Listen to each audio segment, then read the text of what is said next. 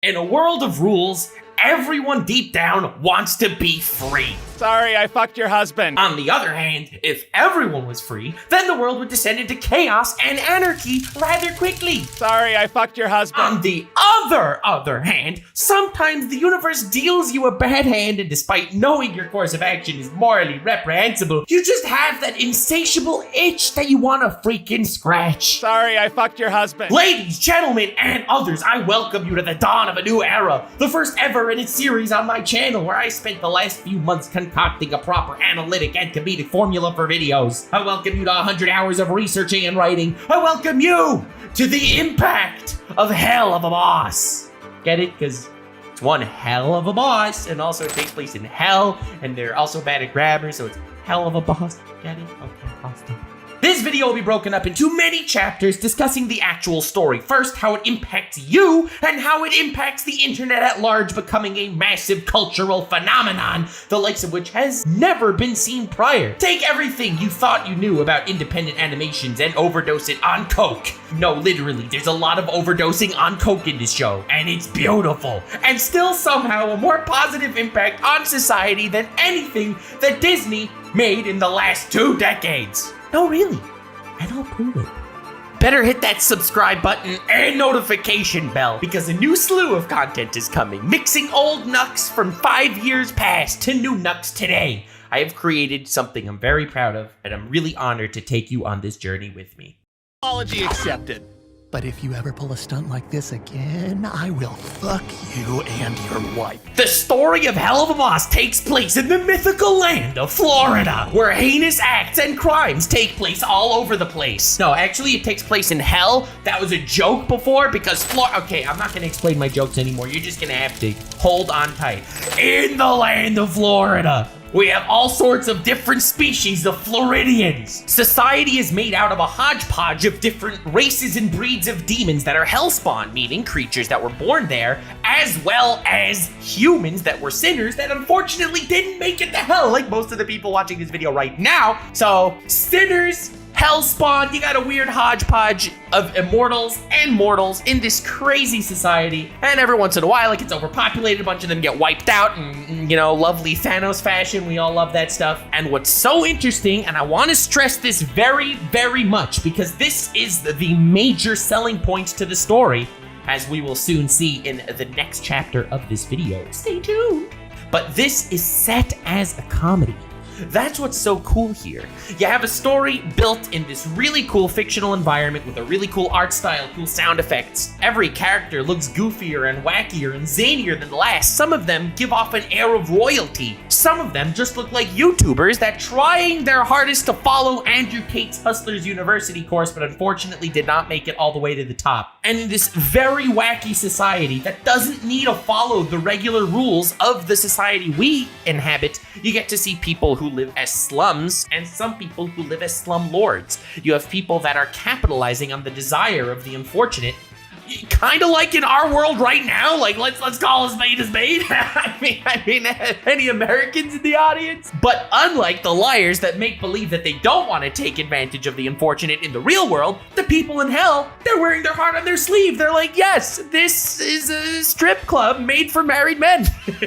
You know what I'm saying? The reason why I stress the setting so much is because it's so fascinating how, despite the fact that this is clearly a very well thought out society, from a writing and world building perspective, it is also primarily here to set the stage for a comedy show. It's a show about this dude named Blitzo and a couple of his employees that launch a company called Imp. Get it? Because they're imps. The Immediate Murder Professionals. They manage to get their hands on a book that opens a portal to the living world, where they, for a price, can enter into the living world and assassinate anyone that they're paid to assassinate. Which is lovely, because a lot of people in the demon world, well, or sinners that are now stuck in hell, well, they want to take revenge. On whoever. On an ex-husband. On an ex-wife. On an ex-wife's new husband. On a child, because they're vindictive pricks. Yes, you can hire the morality devoid immediate murder professionals to hop into the real world and murder the ever-living crap out of whoever you want. And it's set as a comedy following the weird adventures of these morally bankrupt individuals that definitely got canceled on Twitter many more times, as you will see in a future chapter of this video itself, where I talk about the actual community reaction. The point I'm trying to make is it's a funny idea for a story with wacky and zany characters in a really cool world setting. Now, I have to stress that this is an animation series on YouTube. I feel like that's extremely important, especially talking about the next chapter that's about to come up in this video, because this is the story, this is the location, and now... 2 decades since I last saw you. Are you still a circus clown? Oh, no, not anymore. No, I kill people now. Bro, are you telling me that on YouTube, this platform that has been striking down channels for saying the word heck in it, we have an entire really edgy series of morally bankrupt and devoid characters, kind of like real life Jeff Bezos is, fighting it out and duking it out and brutally murdering children all the time in a comedic Tom and Jerry type 18+ situation? And it's on YouTube? Yes, that is what we're going in here for. Expectations are through the roof for a hilarious comedy series pushing the boundaries of what could exist on YouTube. However, expectations remain that this is a YouTube channel, okay? How many YouTube channels do you actually watch that maintain quality, that maintain content, that don't fly off the rails, that actually have series that end, that actually can produce high-level stuff, and that actually don't get nuked by YouTube? This range gets slimmer and slimmer with every stipulation I put on it. This is what's going into every single person's mind popping into Helluva Boss episode 1. They're like, okay, this is fire. There's no way this is gonna be a series. There's no way it'll last on YouTube. And even if it is, this is a slapstick comedy. I'm just watching really edgy Tom and Jerry, except every time Jerry gets flattened, it doesn't just pop back into shape. Instead, you're brutally murdering children, and every line spoken is a sexual innuendo. Every single character in this world is a goddamn VTuber. Every single one. It's unbelievable. Oh my god, it's like you take all the VTuber clip channels with the horniest clips, and those are actual lines that actual characters in this actual world are saying. It is a hilarious, bombastic comedy with high-powered animation, and expectations are high. The way expectations work on a scientific level is in your brain. You have neurons. Yeah, a couple of them. Yeah, you gotta rub those neurons together to come up with some cool ideas. The way neurons work is they relate anything you see to something you have seen. So when you see edgy animation on YouTube, you're immediately gonna be associating it with edgy animations on YouTube that you've seen in the past. I can think of a lot of examples of this, obviously, and that is why when your expectation meets reality, you hit a real shock. What we've seen in the past are shorts. We haven't really seen massive stories. We haven't really seen evolving characters. We've seen comedy-focused, edgy, shock value content that cannot maintain itself on a grand scale. We've seen projects live and die to the YouTube algorithm.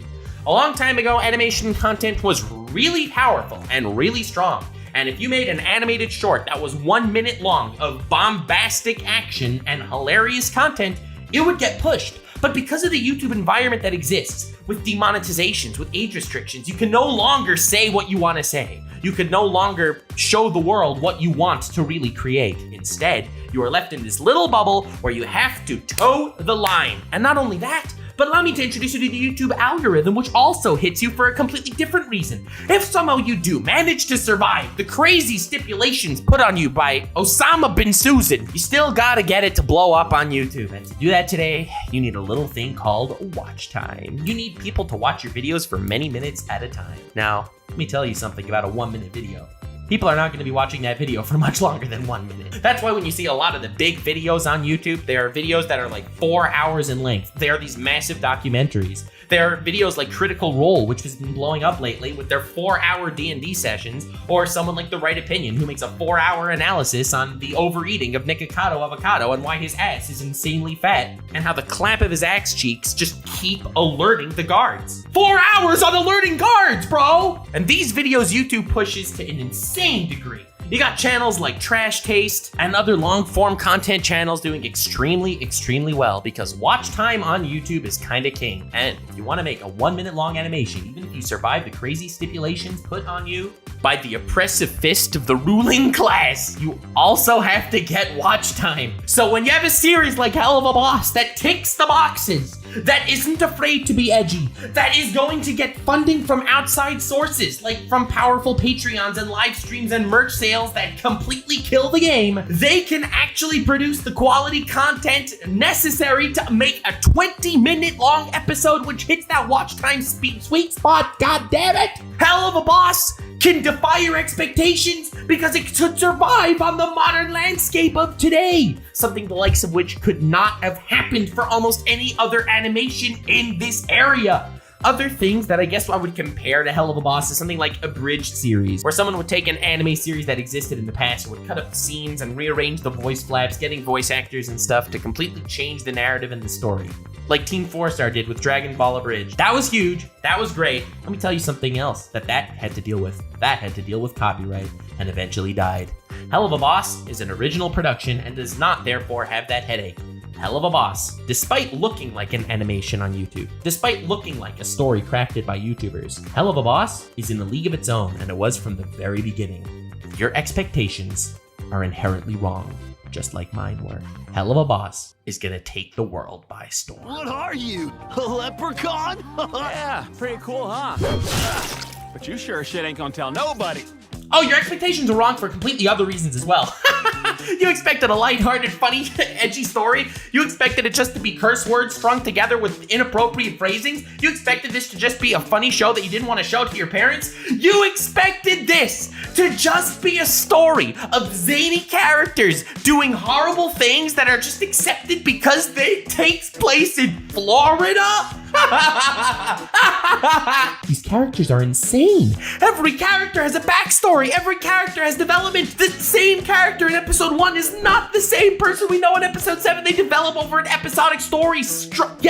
Yes, you still have all of that. You have that funny string and concoctions of curse words and phrases that would make your grandmother roll over in her Christian grave. You have scenes so gruesome that every single character could be the employee of the month at Los Pollos Hermanos. It's almost like every single character speaks with the same vernacular as Moist Critical. I feel like cock and cum are the most common words in the entire show. Despite that, you have character development. You have a storyline that progresses. You don't even have like overarching villains or something that pushes you from episode to episode, but you realize all these characters that you're introduced to, like Blitzo's ex-girlfriend Verosika, she comes back in episode 7. And when she does, it just hits you so hard. The musical numbers that you get in this story are kind of like Disney-esque in a way, where you'd have something serious going on and then all of a sudden, I can't wait to be king. Except from the groin to the bust, little imp I just must in the house of Asmodeus. Yes, a song about giving into your depraved ideas in a strip club. Ripped my heart out emotionally. Okay, episode 6 and 7 of Helluva Boss are better than like season finales of some of the most critically acclaimed shows out there. I am the one who knocks. Nah, chief. I am the one who fucks. Yeah, baby, that's what I'm talking about. You have these horrible characters who all get together and who all do horrible things, and they are completely morally reprehensible. There is not a single aspect to any of them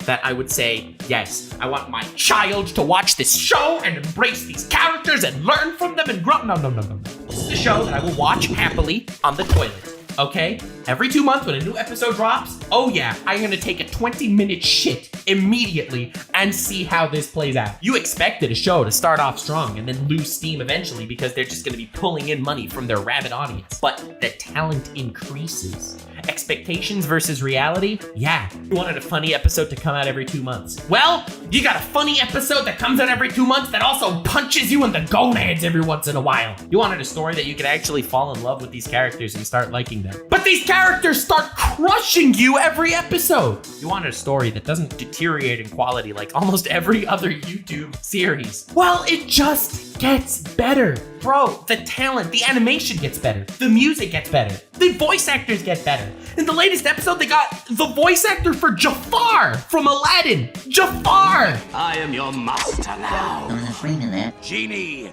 grant me my first wish.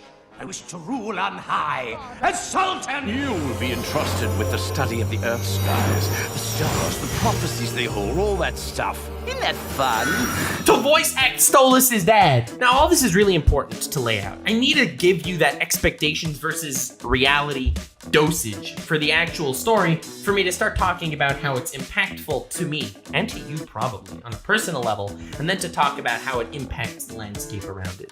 This is an extremely important way to preface the video without actually spoiling anything that goes on in the story and without getting too deep into any of the nuanced mentions that I'm actually taking. God damn it, Nathan! You ruined another bloody photo! Why were you even born? Ladies and gentlemen, degenerates of all ages! Before getting into the phenomenon that is Helluva Boss, before getting into how it impacted the world around it, how people hated it and loved it, before getting into the future and a much more meta commentary on everything else, scary as it sounds, I relate to Helluva Boss on many, many levels. That's really what every story should do to an audience. It's what everyone wants when they want to get pulled into a tale. And believe it or not, it could be done by a lighthearted story, as well as a story in absolute darkness and depravity.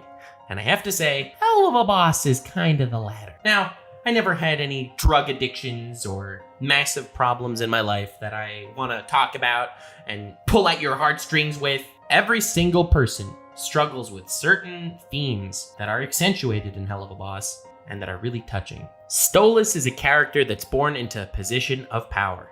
His father is an extremely powerful demon lord guy. No one would want to mess with him. No one would want to mistreat him.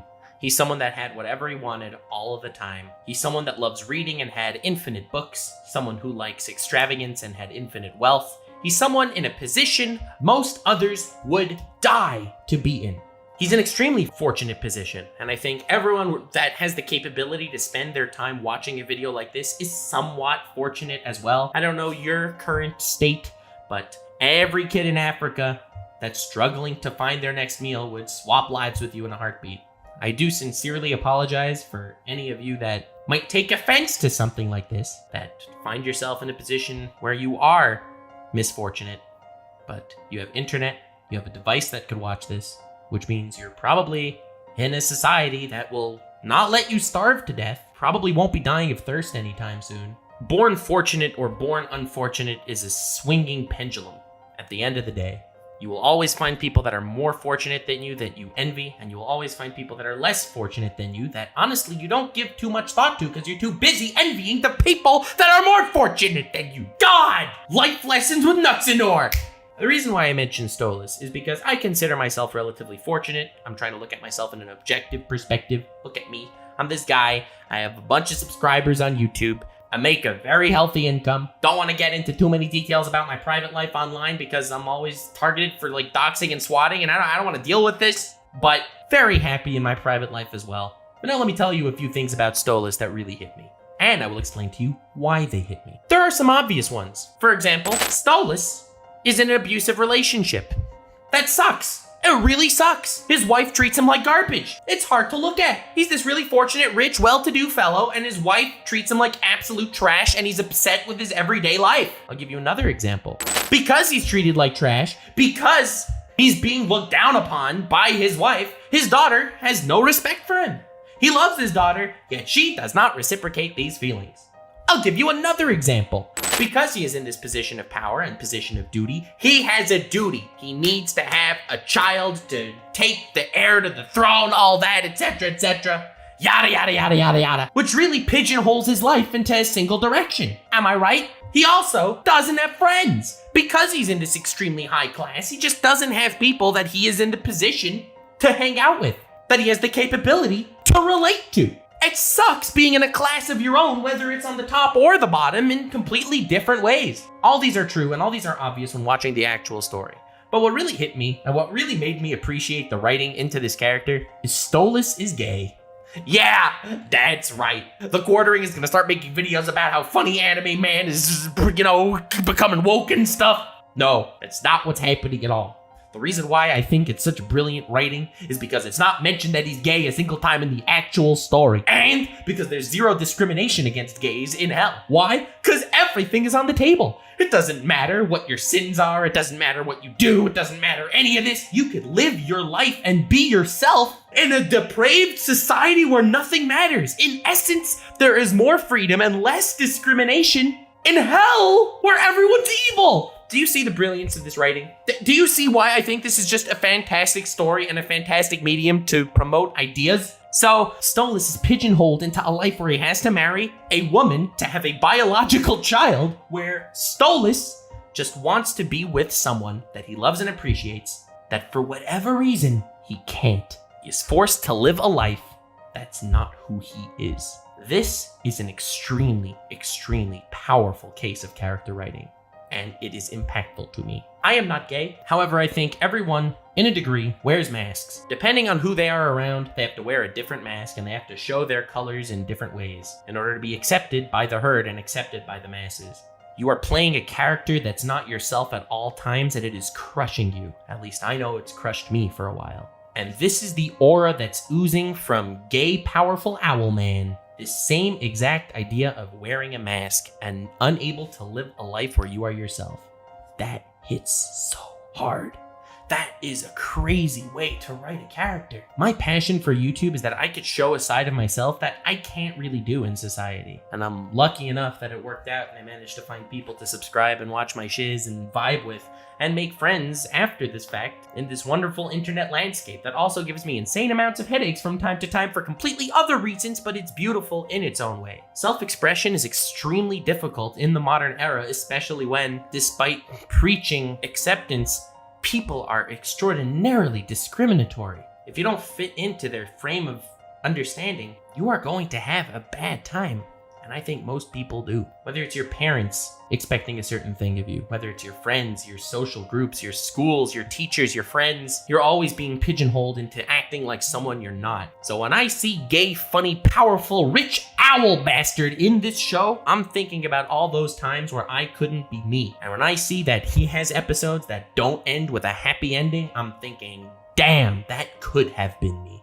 You could live a life of extravagance, a life where people envy you. But if you're not you, are you really living your life? It's really hard to break free of that mask and that label that you have by the people around you. It's incredibly freeing. It's wonderful to do so, but sometimes the shackles are bound way too tight. Now, Stolas is a single character, and there are a lot of characters that hit me in different ways just like this. The impact of Helluva Boss is through all of these really, really dark storylines, through all these really depraved characters doing hilariously edgy things, you will find some of the most human characters that at least I've seen on an indie project, that I've seen on a YouTube animation series. Whether it's Blitzo's inability to open up to people, whether it's Moxie's constant feeling of inadequacy, or whether it's Angel Dust from Helluva Boss's sister series Has Been Hotel, a character that, in my opinion, trumps so many characters from so many critically acclaimed stories in anime that I've seen. A character that has to live life on a constant bender so they don't realize how alone they truly are. This is the impact of Helluva Boss. How all these terrible characters can really make you feel. That you could watch a show, laugh, and then when the episode ends, you could look at the show and see yourself. See yourself in a character so devoid of humanity, and then wonder what's next for you. This is the impact Helluva Boss had on me. Yo! Sorry to distract you from the video. I do sincerely apologize, but I also want to say that, I mean, you look at the thumbnails, you look at the content.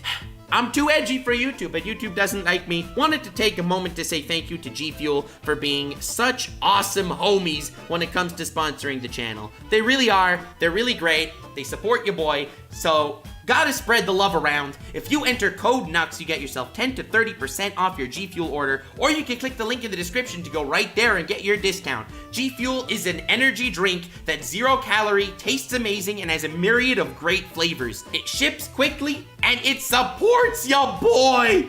Definitely pick some up. Mega thanks to G Fuel for all their help. Back to the video. They always attack at random, all over the country. There's no way to predict where they'll show up next. Oh, Oh, well, that's convenient. As of recording this video, Helluva Boss pilot episode has 50 million views.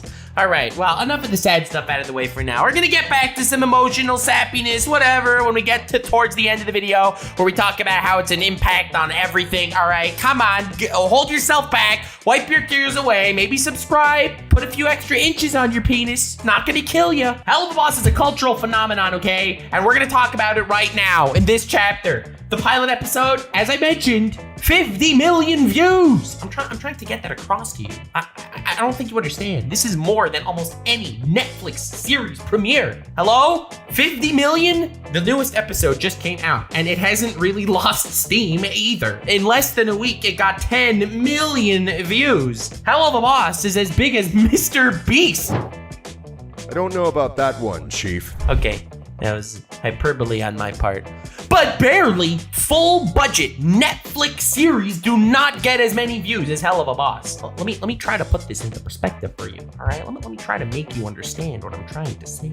The mainstream media hates Helluva Boss, which we're gonna get into in the next chapter, which is all about cancel culture. Give me a moment. But they hate it because it's winning. Helluva Boss is winning. It's good content. It's on an indie platform. It's made by individuals that are just putting their team together. Unprofessionals. And it's winning the game. Little steps for mankind, big steps for shittier people in mankind. You know, that's how the expression goes, I think. Killing 3 birds with 17 stones, as it were. Here you are on this little platform named YouTube, which is about people turning on a camera and filming themselves. Bro, how crazy is that? And you have a series that's become, well, a series? Like, this is bigger than most anime coming out? That's crazy. How do we quantify this exactly?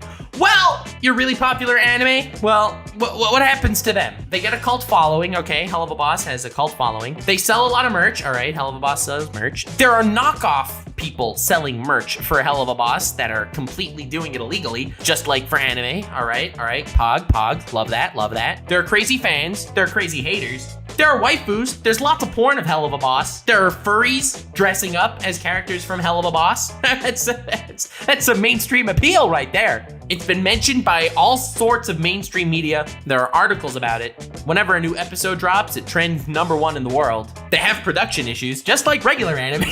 They have delays, just like regular anime. They have professional voice actors. They get the recognition from the public, but here's the big difference. They're not funded by a massive corporation. Could it be they've started as a passion project? Oh, I'm just trying to express how big Helluva Boss is. If you've watched this video, then you've heard of Helluva Boss, and if you'd heard of Helluva Boss, it may not have been word of mouth. It might have just been recommended to you on YouTube one day and you fell in love. Or it may have been through word of mouth. This is just any TV show. It's just a show. People at this point looking at Helluva Boss see it like they would see any animated series today. And if you look at it from the ground up, ladies and gentlemen, this started because someone had a dream and a YouTube channel and put it out there and people liked it and it became a phenomenon. Let me give you an interesting example. I've mentioned earlier in this video the Critical Role D&D campaign thingo. Well, that's just a bunch of homies that are sitting together that are playing D&D for fun.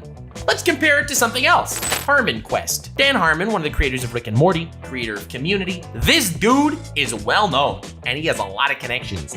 Harmon Quest is an actual TV show made by a professional budget studio with all these famous actors, with all these famous names, centered around a D&D campaign about Dan Harmon and his bros, and it's not doing nearly as well as Critical Role. Interesting. Why is Critical Role so much more popular? We are living in a new age and a new era, and it's time for all the boomers in the audience to get your head out your ass and embrace a new wave of media, the likes of which we've never seen before. Helluva Boss is doing things that no major studio would touch.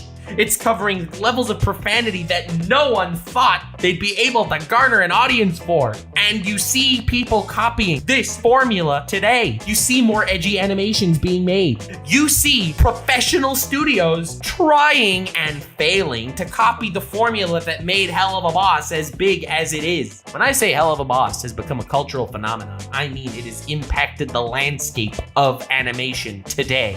It came out of nowhere, from nowhere, and it's shaping the mainstream attention. God, this is why the internet is so cool. At the time of recording this, they just released this thing called Portal from the metaverse, okay? The metaverse is making a VTuber, a virtual YouTuber, never before seen. Yeah, okay. Hatsune Miku has been doing exactly what the metaverse is trying to promote right now. And Hatsune Miku did it like a decade ago, okay? The babies birthed by the internet is not like anything we've seen before. It's coming from a place of passion that only an individual could come up with. And it's rewarding hard work and a good idea. It's beautiful. It's putting power in the hands of the individual, the likes of which we've never seen before, and it terrifies everyone. It terrifies the overzealous audience. It terrifies the mainstream media, and it terrifies. Or we might like it too much, and then you got a whole new thing to deal with. What do you mean by that? Ah, you're stupid, huh? I could work with stupid, daddy-likey dummy. Nothing gets big anymore today at all if it didn't stir up a hate mob, okay? There's no hate mob. Is it really popular? I don't know. I ask myself that all the time. And then when I ask you, the hate mob shows up. So love that. And both Helluva Boss and myself get more hate than the amount of times Jesse Pinkman says, "Yo, bitch," in Breaking Bad. More times than there are accidental boob flashes in ecchi anime. The nosebleed cliche is less cliche than the idiots on Twitter trying to cancel me or Helluva Boss. I don't know why I'm throwing myself in this equation. I'm not trying to be relatable here at all, okay? It sucks. It's not fun, okay? Anyway, Helluva Boss has many negative articles written about it. It's influencing the youth and it shouldn't be allowed, and it's promoting promiscuity. It's causing nuns to start masturbating all around the world. All these horrible, shameful acts that I'm sure they've actually done. And a lot of people hate it. You have a character that's in Helluva Boss or Has Been Hotel that's homophobic or something, and Twitter is gonna go out and say, "Wow, I can't believe Helluva Boss is promoting homophobia." Bro, they're in hell. These are literal the scum of the earth. These are the worst members of society that are actually featured as characters here. If they're being homophobic, if anything, it's promoting gay rights. So shut the hell up. But the point is, despite the fact that this is exactly the people that they are portraying in the show, the overzealous Twitter hordes are going to never forgive them for what? Are they slut shaming a character? Wow, bro. Slut shaming in hell? Cancel this show. Wait, are you saying that we're supposed to relate to this person? This person murdered a child in episode 1. What's going on? I made a couple of Breaking Bad references so far in this video, and that's partially because I just rewatched Breaking Bad and Better Call Saul, and it's got just so goddamn good right now. I'm recording this right when the second last episode dropped of Better Call Saul. God damn, I feel like slipping Jimmy right now. But if I'm slipping Jimmy, then Helluva Boss is dripping Jimmy, because I've seen a lot of people having no problem falling in love with the character of Walter White, okay? This man has ordered the hits of innocent people. This man has poisoned children. He's had a drug empire. Who knows how much damage that did? But people are flocking to love Walter White's character from Breaking Bad. Interesting how that works. When it's something that's been culturally accepted, well, that's not a problem. But when it's something that's culturally new or interesting or intriguing in a different manner, well, then all of a sudden it just brings us to start questioning its authenticity and why it deserves to survive. I think jealousy is a big part of it. I think cancel culture is fueled by jealousy and envy. You see someone being successful and you just want to tear them down. I think that's a really big part of cancel culture. Also, you want to feel important. If you are banding together for the morally righteous act of saying that child murder is in fact wrong and should not be done, I know, very bold takes only on Twitter, you feel so much more important. But what's so ironic is you're just giving Helluva Boss more attention here, okay? You know the all publicity is good publicity thing? Well, first of all, that's not true at all. A lot of publicity is bad publicity, okay? I've had some bad publicity for things I haven't done, and it sucks. However, the idiot on Twitter that hates me, they're just giving me more ammunition here. The boys got canceled over their Herogasm episode in the latest season. However, that was their most watched episode, so who really won here? Ironically, this just fueled the fire to keep catapulting Helluva Boss further up the rankings and keep getting it more talked about. And the more talked about it was, the more people reacted to it on Twitch, the more people that uploaded reactions to it on YouTube, the more people that talked about it and commented on its controversies, the more people that were fascinated by the impact that it started making. And the more fascinating the impact is, the bigger the impact becomes. It becomes a rolling stone down a snowy mountain that eventually becomes an avalanche. It keeps picking up steam, and the more controversy it gets in, the more fuel is thrown into the flame. All of a sudden, every viewer enjoying Helluva Boss is also fighting on behalf of content that deserves to exist. It makes the fandom even stronger than it was before, and it makes the haters even more polarized. The more haters there are, the more fans they create. The more talked about the series becomes, the bigger it becomes, the greater its impact. It was a fascinating back and forth cat and mouse game to watch that just kept propelling Helluva Boss further and further down the lane of grandeur until it became the impact, until it became the cultural phenomenon that it is. I've used those words a lot, but that's really how I would define it. Because Helluva Boss is so easily provoking gaming articles, mainstream entertainment, as well as the really, really annoyingly cringe Twitter mobs, provoking them to hate on Helluva Boss. It's just so predictable that they're gonna do that. And the more they do that, the more rational people realize that Helluva Boss is just a good story. It's like saying that Breaking Bad is promoting murder and promoting child poisoning, which obviously is not the theme here and obviously is not the takeaway for anyone watching. The more irrational hatred is sent towards Helluva Boss, the more rational people start appreciating it. Every time Helluva Boss got canceled, it just got stronger. And it's amazing to see how successfully it triggered people all around the world. People that thought they were morally righteous attacking it and canceling it for promoting bad beliefs or for supporting hate groups or whatever other garbage they are trying to label Helluva Boss as doing. And it's also so easy to provoke the mainstream media for hating it because they just hate every indie project that gets bigger. It's the Wall Street Journal canceling PewDiePie situation all over again because they hate the idea that something that doesn't need a major studio and that doesn't need to be accepted by peer review and all the garbage that the mainstream media tries to promote all the time, it is able to become massive. It is able to succeed, and they hate it. It's the equivalent of the internet getting all angry and all up in arms and cringing at all the simps that are buying Belle Delphine's gamer girl bathwater. But all that did was rocket up the sales. Marketing genius. I don't even know if it was done intentionally or not, or if they just wanted to write a funny story that happened to hit all the right notes, pissing off the idiots. But pissing off idiots operation was extremely successful. God, I love pissing off idiots. Maybe that's why I like Helluva Boss. Who knows? Okay, I've had one too many emotions for today, guys. Let's fuck these fuckers up!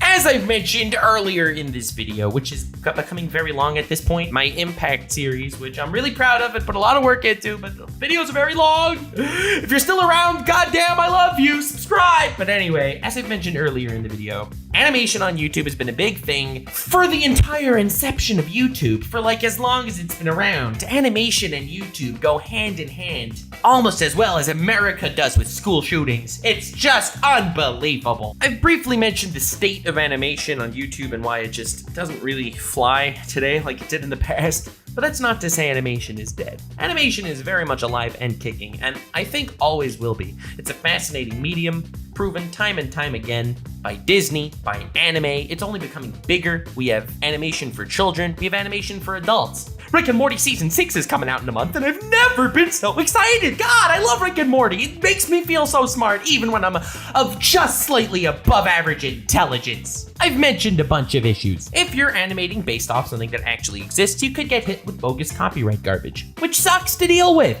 If you're being edgy, you get hit with bogus age restriction garbage, which sucks to deal with. Animation is very time intensive to create. It takes a skill set not possessed by everyone. And short videos don't make money even if they get views, and it's hard to get them views today because YouTube's landscape does not promote short videos unless they're YouTube shorts, in which case they blow up out of nowhere. But if they're not YouTube shorts, then they don't really get much of anywhere. All these reasons aside, it's very hard for animators to get places unless they're extremely horny. Now, animations do actually still blow up, okay? They do. Look at Telepert. I love Telepert. He's hilarious, and I'm honored that he likes when I react to his videos on stream. I should do that again. Now, he's just these really short, cutesy animations, not something that you could actually get invested in, but there's something, you know, that's 60 seconds long. It'll put a smile on your face, maybe give you an erection from time to time. I mean, that is what his audience likes. Let's call a spade a spade. All of his videos with boobs on the thumbnail. Do better. It's just basic science and biology here.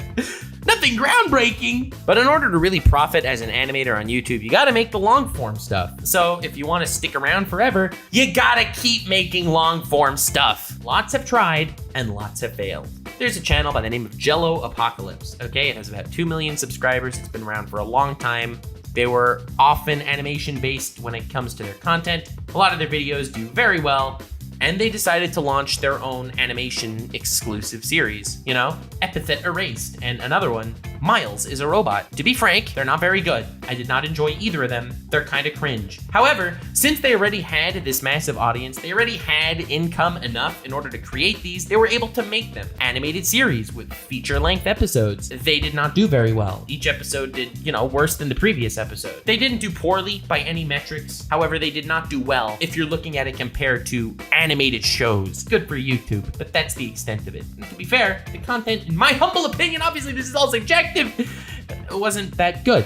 You have people like Meat Canyon, friend of the channel. I love Meat Canyon. He's hilarious. And when he makes an animated video making fun in some weird meta commentary-esque way of Dream, of Impractical Jokers, of Mr. Beast, of something popular, the video pops off because it's a commentary as well as an animation. It's just that beautiful sweet spot. You love to see it, and it takes off. However, they had their original animation series called Monster Labs, and well, it does not do as well as their commentary-esque stuff. And also, they have that fan base that already exists for animations, and it still doesn't do as well as their commentary-esque animations. I love Meat Canyon, as I mentioned before, unlike Jello Apocalypse, which I am, let's just say, neutral towards, so I don't get into any drama here. But Helluva Boss, unlike both of these two, is an animation series that kind of started as an animation series. Obviously, it had comics beforehand, and I'm not really talking about its level of adaptation. The fan base that exists for Helluva Boss found it through Helluva Boss instead of through other content. The people that watch Jello Apocalypse's Epithet Erased are Jello Apocalypse fans, and the people that watch Monster Lab are Meat Canyon fans. Do you see where I'm getting at? When it comes to originally made animation, Helluva Boss is in a league of its own on YouTube. There is no series like it that created its own fan base, and this is really how it stands out.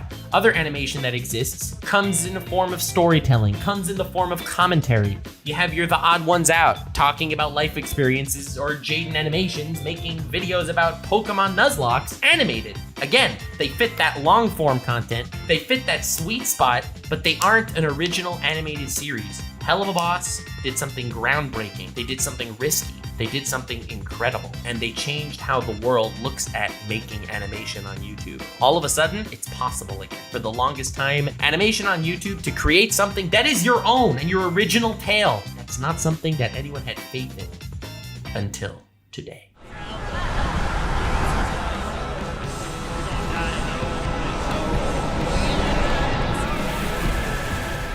The absolute state of animation changed because of this one animated series that's extremely damn good. How cool is that? How much of an impact is that? Unbelievable stuff.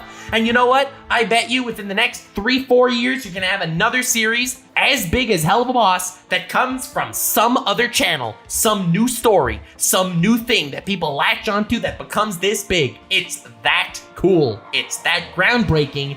And it's that impactful and inspiring. A lot of people hate tropes. I love tropes. Tropes are in everything, and that's because they're tried and true. That's because they work. That's because there is a precedent and you don't have to take risks. Epic foreshadowing for my upcoming chapter. Risks. In fantasy stories, you have a trope of the chosen one that defeats the Dark Lord. In anime, you have tropes that characters will have nosebleeds when they see big bobs. In superhero movies, there are tropes that they will be extremely expensive and look shiny, but actually kind of suck.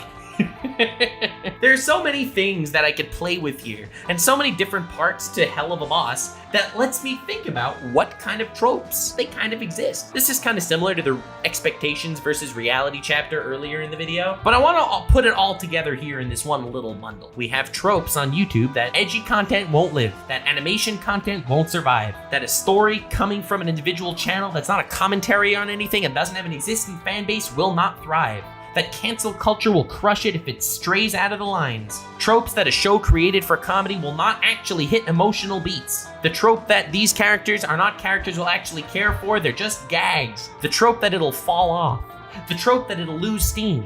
These are things that we've seen time and time again on how dreams are squashed on YouTube. And not only did Helluva Boss survive all of these tropes, but it's thrived through all these tropes. Tropes are shattered every episode. Every episode that breaks 10 million views, that survives the age restrictions and the copyright hell that is YouTube, that survives the cancel culture, and doesn't give a crap and will release the next episode anyway. It'll survive the trope of not backing down when it gets bad press. And you know what? All the press surrounding Helluva Boss today has turned positive, because the community's on its side at this point, and it's just sealing your own grave if you talk about, oh god, there's a gay character, or there's a straight character that's homophobic, there was a child murdered. The media doesn't care anymore, because the media can't paint a picture. There are 50 million people that saw the pilot of Helluva Boss, and you know what? 49.9 million of them liked it. You can't sway a mass that size anymore with a few articles talking about how has-been hotel pilot, there was a homophobic reporter. Oh my god, we're gonna cancel them now because in hell there's a person that's actually not a good person. Surprise! Helluva Boss keeps winning, and it keeps winning because it's breaking all these tropes. And it's beautiful to watch. It's not just character tropes that it's breaking. It's breaking things that we've come to expect because of all the circumstances of the birth of Helluva Boss. They really followed that Mewtwo philosophy from the original Pokemon movie. You know, the circumstances of your birth are irrelevant. Yeah, they were like, goddamn Mewtwo, you know exactly what's up. We are not gonna be any old comedy series on YouTube. No. We're gonna take down the establishment, baby.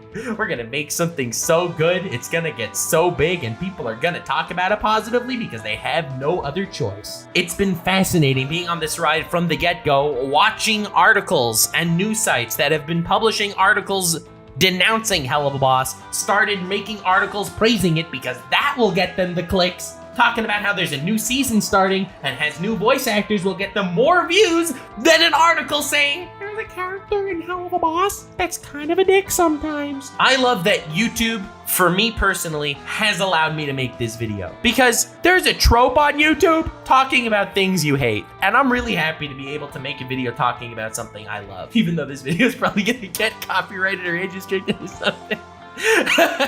And one of my favorite tropes that has been shattered through Helluva Boss is professionalism. YouTubers and professionalism, never the twain shall meet. Once YouTubers start becoming professional, a lot of the pizzazz kind of disappears. A lot of people like Sword Art Online Abridged, for example. It's a great series, I love it. And all of a sudden, it takes 2 years to release a single episode of it. Well, it's not that lucrative, it's a lot of work. It gets copyrighted probably, they get strikes and stuff. Why work on it? Why be professional with the timeline? Same with Yu-Gi-Oh! Abridged. Same with so many other series that just peter-patter out and just don't release new episodes. Well, Helluva Boss shattered that trope.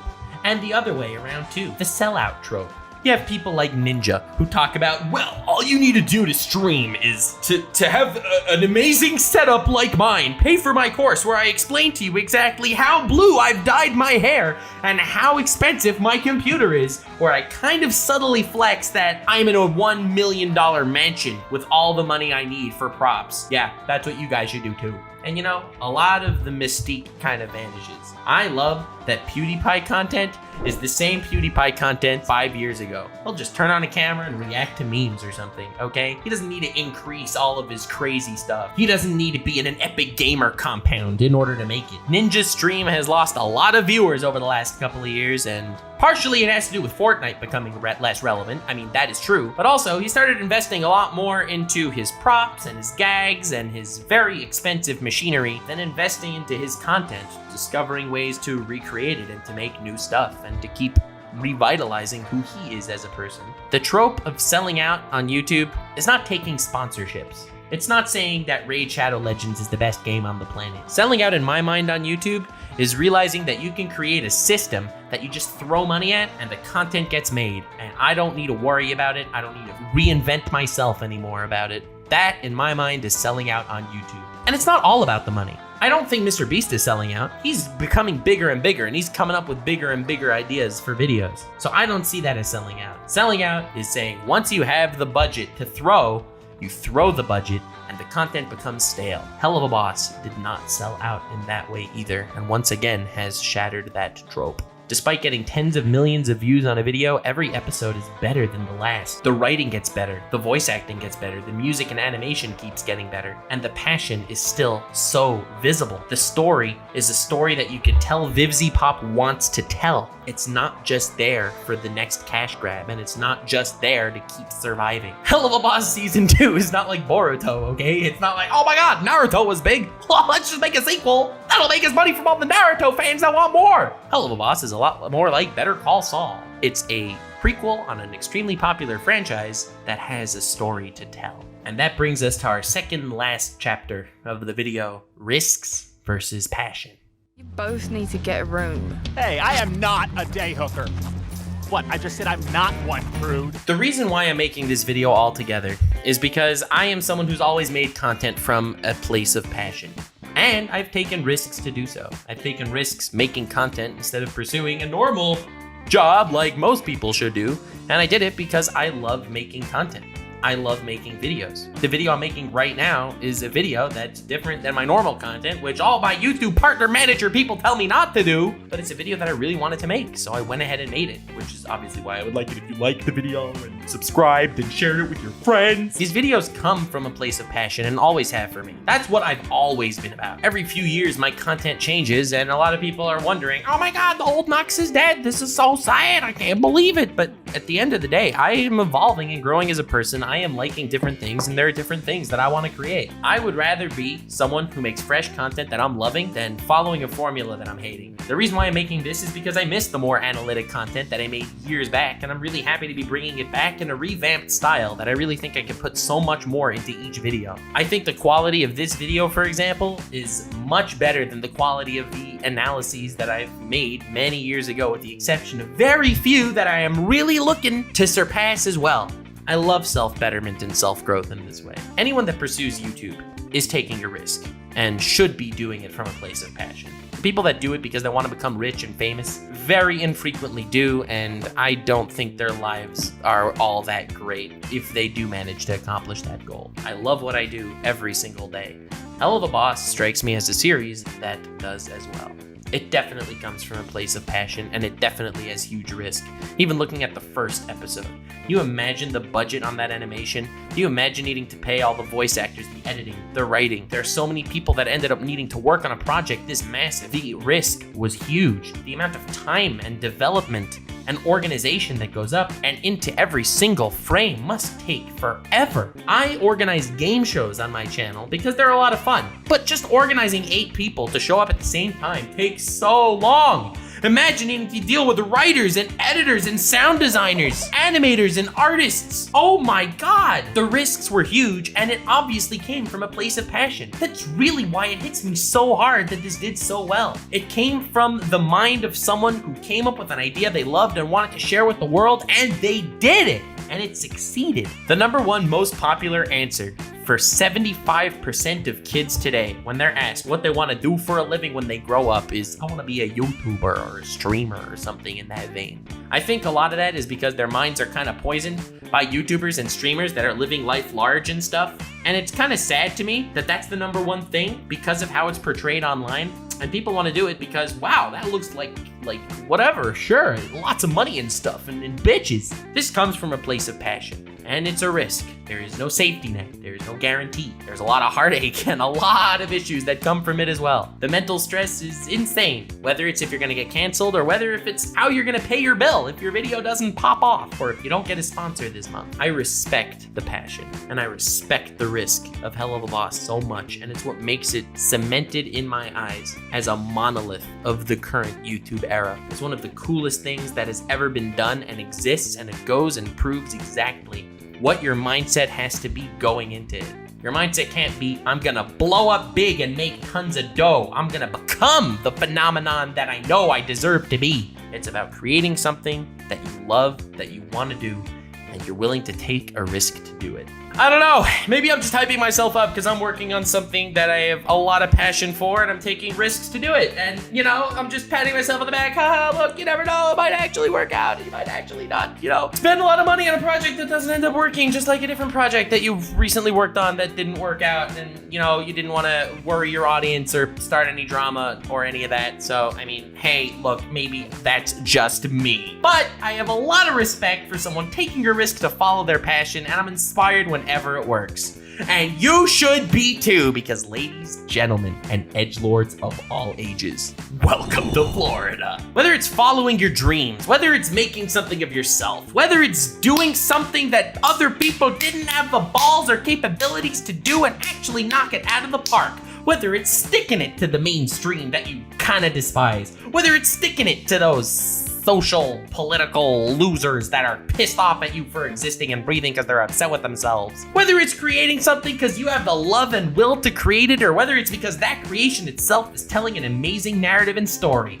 Whether it's because you feel like you're attached to a character, a plot line, or just because it gives you some 20 minutes of laughter every 2 months, Helluva Boss has impacted the world, I think, positively. It has given every individual creator the ability to dream big and the ability to go out on limbs that they wouldn't have gone on before. I think better content is going to be created because of it. I think boundaries are being pushed because of it in a positive direction, and I think the overall messages are fantastic. It's amazing to see the world take heel at Helluva Boss because of all the reasons I've mentioned, how the tides change in the public eye, how much of an impact it makes just because of its very existence, how it wasn't afraid and that fearlessness was paid back tenfold, how the state of Florida finally got some positive representation in media, finally, God! Epilogue. I guess it broke me out of my shell. This is the first hour-long analysis video I've made in a long time, and I'm really excited to get back on the horse because this was fun as hell to research and work on. So subscribe for that. Ladies and gentlemen, degenerates of all ages, hope you enjoyed the ripple effect that this one little indie animation that came from the mind of one person with a dream, and how it affected the world in ways that there's no way even they imagined. Ladies and gentlemen, thank you so much for watching. Let me know in the comments how you were personally impacted by Helluva Boss, whether it was large or small. I know I was. I know it gives me passion to create things and to take risks and to write a story. It gives me passion to extend and branch out in how I want to create content, and you will see how that plays out in the years to come. I know that it's affected me on a personal level, watching these characters grow and falling in love with Moxie, okay? A character that's kind of a cuck, all right? He's kind of a cuck, but he has a wife that loves him. He feels impotent, but he's someone that's supported by someone that he loves, and that's beautiful. I hope you enjoyed this video. Another one to come if this one performs decently and at least breaks even revenue-wise and time-wise. But this is all for now. Stay weird, fam, and I hope you enjoyed the impact of Helluva Boss. This video was sponsored by Capital Punishment. There's no sign that the evils of this world are disappearing. That hasn't changed since before I became a hero. So, I guess that means I haven't really made any difference. I'm not necessarily sad about that. But there has been something bothering me lately. As the days pass, my emotions grow more distant. Fear, tension, joy, anger, I feel none of them anymore. In exchange for power, maybe I've lost something that's essential for being human. Before, I'd have all kinds of emotions whirling inside me when I fought. Dread, panic, rage. But now, all I need is one.